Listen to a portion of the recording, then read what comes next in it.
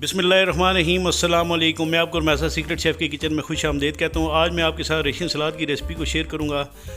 इस रेसिपी को शेयर करने के लिए मेरे पास वो तमाम अज्जा हैं जिनका मैं इस रेसिपी में इस्तेमाल करूँगा। तो सबसे पहले मैंने ये आलू ले लिए हैं, इनको क्यूब काट लेना है आपने।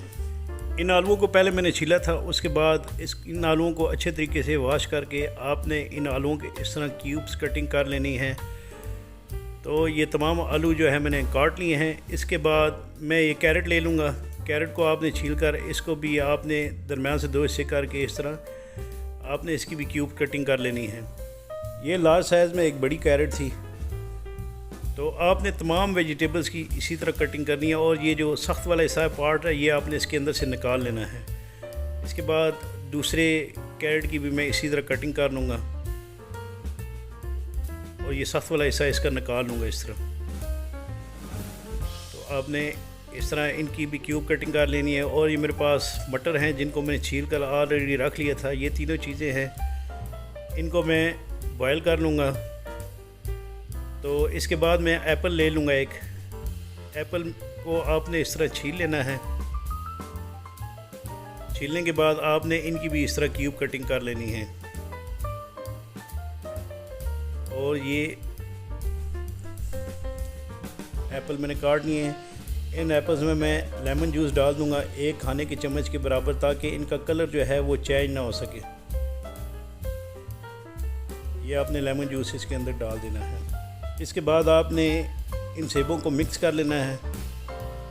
और इसके बाद मैं एक पैन ले लूँगा। पैन में आपने 2 गिलास के बराबर पानी डालना हो। इसके अंदर आपने 1 चाय के चम्मच के बराबर जो है वो नमक डाल लेना है और आपने इस पानी को कवर करके बॉयल कर लेना है। जब ये बॉयल हो जाए तो आपने ये पहले आलू डालने हैं जो 1 कप के बराबर क्यूब कटे हुए हैं।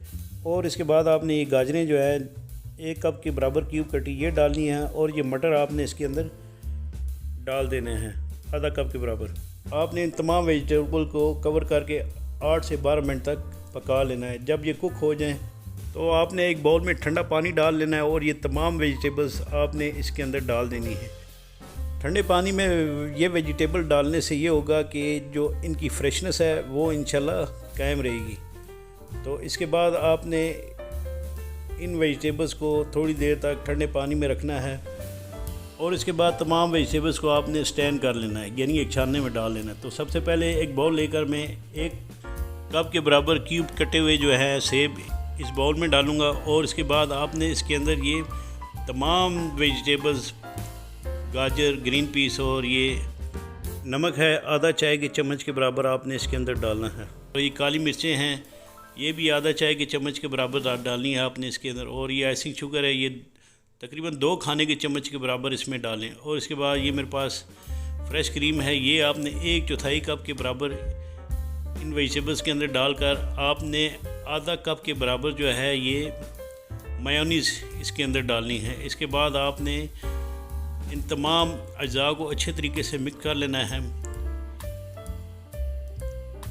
मिक्स करने के बाद आपने इसको थोड़ी देर के लिए फ्रिज में रख देना है। और इसके बाद आपने इसकी प्रेजेंटेशन कर लेनी है इस तरह। और इंशाल्लाह मुझे उम्मीद है कि मेरी ये बनाई गई रेसिपी आपको ज़रूर पसंद आएगी। तो इसके बारे में मुझे कमेंट्स बॉक्स पर कमेंट ज़रूर कीजिएगा।